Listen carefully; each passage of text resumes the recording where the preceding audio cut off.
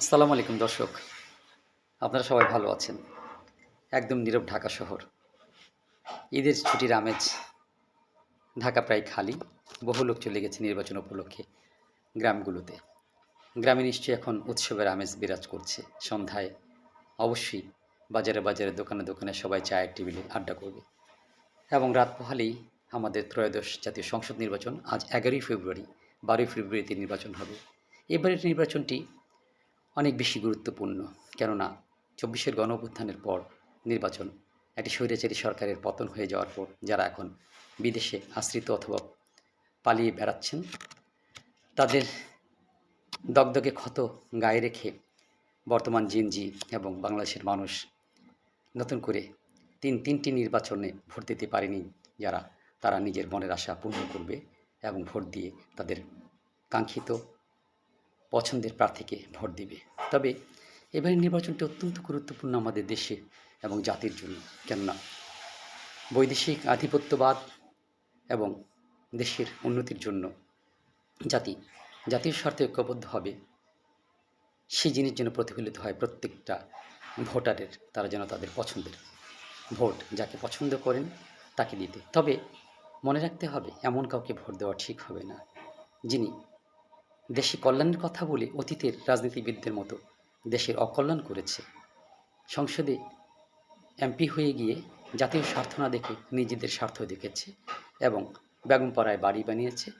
এরকম কোনো প্রার্থীকে ভোট দেওয়া নিশ্চয়ই যাবে না, অথবা যারা সামনে এরকম কাজ করতে পারে বলে সন্দেহ হয়, এরকম কাউকে নির্বাচিত করা ঠিক হবে না। এইটা হলে অনেকের কাছে এমন হয়ে যাবে যে অতীতে, যেমন আমি নিজে অতীতে একটি দলকে খুবই পছন্দ করতাম, কখনো তাদেরকে ছাড়া ভোট দিইনি। এবার আমি ব্যক্তিগতভাবে সিদ্ধান্ত নিয়েছি, প্রার্থীদেরকে আমি ভোট দেব, যিনি ভালো আমার দৃষ্টিতে আমি তাকেই ভোট দেব। আমি আশা করি আপনাদের ক্ষেত্রে তাই ঘটবে। সেজন্য আপনাদের আগের কোনো পছন্দের দল বা প্রার্থীকে আপনাদের বা পছন্দের প্রতীককে কোরবানি দিতে হতে পারে এবং জাতীয় স্বার্থের দিকে বিবেচনা করে দেশের সমস্ত জনতার কল্যাণের কথা চিন্তা করে এই কোরবানিটুকু তেমন একটা বড় কোরবানি হবে না, কেননা আমাদের ব্যক্তি দলের চেয়ে দেশ অনেক অনেক বড়। এবারের নির্বাচন আরেকটা দিক দিয়ে অনেক বেশি, প্রায় 1/3 ভোটার হলো গিয়ে জেনজি, এবং তাদের মধ্যে বেশিরভাগই ভোট দিতে পারেন গত 3টি নির্বাচনে। তাই তাদের মনের আশা তারা পূর্ণ করবে। তো তারা এমন প্রতিনিধি নির্বাচন করবে যে প্রতিনিধি তাদের কাঙ্ক্ষিত লক্ষ্যে, তাদের দেশকে এবং তাদের ইচ্ছা আকাঙ্ক্ষাকে বাস্তবে রূপদান করবে। সকল জল্পনা কল্পনার অবসান ঘটিয়ে ইনশাল্লাহ কাল প্রত্যুষে আমরা সবাই ভোট দিব এবং ফলাফল যাই হোক না কেন, আমার পছন্দের প্রতীক বা দলের লোক নির্বাচিত হোক বা না হোক, আমি জাতীয় স্বার্থে অবশ্যই তা মেনে নেব। যারা নির্বাচনে জয়লাভ করবেন তাদেরকে অগ্রিম শুভেচ্ছা, আর যারা পরাজিত হবেন তারা হয়তো বিরোধী দলে যাবেন, তাদেরকেও শুভেচ্ছা। কেননা একটি দেশের কার্যকরী সংসদে শক্তিশালী বিরোধী দল দরকার।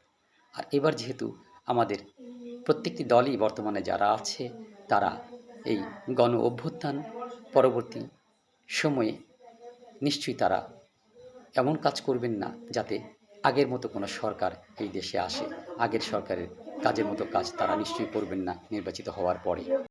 নির্বাচনে অংশগ্রহণকারী দলগুলো প্রত্যেকেই গণ অভ্যুত্থানে সক্রিয় অংশগ্রহণ করেছে এবং সেই সক্রিয় অংশগ্রহণের জন্য তারা সবাই নিশ্চয়ই দেশের ভালোই চাইবেন। তাই বিজয়ী এবং বিজিত উভয়ই সংসদে থাকবেন এবং জাতীয় স্বার্থই তারা দেখবেন। তাই পরাজিত দল এবং বিজয়ী দল সবাইকে আমাদের শুভেচ্ছা জানাতে হবে, যাতে তারা মিলেমিশে কাজ করতে পারে। কারণ শক্তিশালী বিরোধী দল থাকলে একটি গণতান্ত্রিক রাষ্ট্র ব্যবস্থায় অত্যন্ত সুন্দর হয় এবং সেটি আমরা নিশ্চয়ই আশা করি। তাই এই উৎসবমুখর পরিবেশে আমরা দেব ভোট। আরেকটা জিনিস, যারা আপনারা ভোটের কাজে নিয়োজিত থাকবেন, বিভিন্ন দলের কর্মীবৃন্দ, আসলে তাদের স্বার্থ কিন্তু একটাই, জাতীয় স্বার্থ হওয়া উচিত।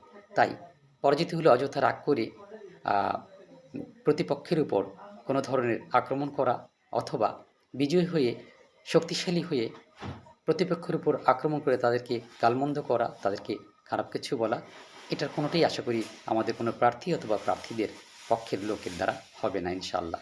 আমরা সবাই ভাই ভাই, এদেশেরই নাগরিক। আমরা সবাই মিলেমিশে আমাদের দেশকে গড়ব। ইনশাল্লাহ আমরা শক্তিশালী একটি গণতান্ত্রিক রাষ্ট্র আমাদের দেখতে পাবো। এবং ইনশাল্লাহ যারা নির্বাচিত হয়ে আসবেন তারা অবশ্যই আমাদের আশা আকাঙ্ক্ষাকে বাস্তবায়ন করবেন। সর্বাগ্রে প্রায়োরিটি দিবেন মানুষের ব্যক্তি স্বাধীনতা, বাক স্বাধীনতায়, যাতে আমরা নিজেদের কথা বলতে পারি। আর অবশ্যই কর্মসংস্থানের প্রয়োজন আছে, কারণ কর্মসংস্থান করতে পারলেই আমাদের বেকারত্ব ঘুচে যাবে। আর বেকারত্ব ঘুচলে গতানুগতিক বিগত দিন যে রাজনৈতিক কর্মী বাহিনী বেকার থেকে শুধুমাত্র রাজনীতির পিছনে ঘুরে কাজ না করে করে এটা বন্ধ হয়ে যাবে ইনশাল্লাহ।